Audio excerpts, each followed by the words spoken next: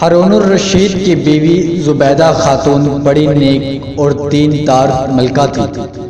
اس کو قرآن پاک سے اس قدر محبت تھی کہ اس نے اپنے گھر میں 300 حافظات تنخواہ پر رکھی ہوئی تھی۔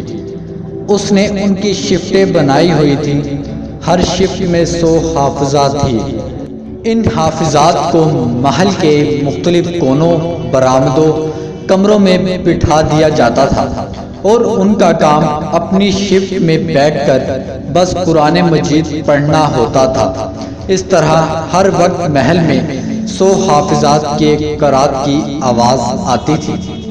یہی وہ زبیدہ خاتون ہے جن کو جب پتہ چلا کہ جب لوگ سفر پر جاتے ہیں تو ان کو راستے میں پانی نہیں ملتا تو آپ بے چین ہوئی۔ ہر بیوی اپنے خاوند سے کوئی نہ کوئی فرمائش کرتی رہتی ہے۔ زبیدہ خاتون نے اپنے شوہر ہارون الرشید سے اسی نہر کی فرمائش کی کہ میرے دل کی ایک تمنا ہے کہ آپ ایک نہر بنوائے جو میدان عرفات تک پہنچے تاکہ حاجیوں کو اس سے پانی ملتا رہے۔ شوہر نے اپنی ملکہ کو مکمل اختیار دیا کہ اس نہر پر جتنا مال خرچ ہو سکتا ہے کر لے۔ یوں ایک عظیم الشان نہر بن گئی جس سے کروڑوں انسانوں، پرندوں اور چرندوں نے فائدہ اٹھایا۔ کہتے ہیں جب زبیدہ کا انتقال ہوا تو اس کا دیدار لوگوں کو نصیب ہوا۔ جس نے زبیدہ سے پوچھا کہ اللہ تعالیٰ نے تیرے ساتھ کیا معاجرہ کیا، تو زبیدہ نے کہا کہ بس اللہ نے مجھ پر رحمت کی۔ اس نے کہا ہاں زبیدہ، تیرے تو کام ہی اتنے بڑے تھے، لوگوں کے لیے نہر بنوائی، تو بخشش تو ہونی ہی تھی۔ زبیدہ نے کہا کہ میری بخشش نہر کی وجہ سے نہیں، جبکہ میرا نہر والا عمل اللہ پاک کے سامنے پیش کیا گیا تو اللہ تعالیٰ نے فرمایا کہ تو نے تو نہر اس لیے بنوائی کہ تیرے پاس مال و دولت تھی، بیت المال کی۔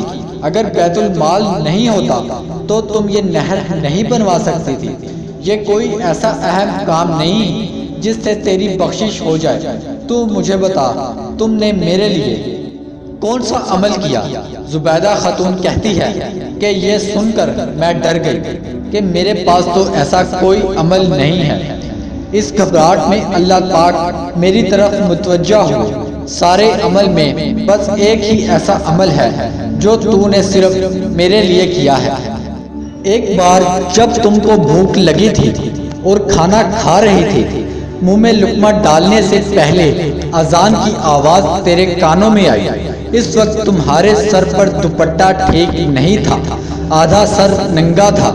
اس وقت تیرے دل میں خیال آیا کہ اللہ کا نام بلند ہو رہا ہے اور میرا سر ننگا ہے۔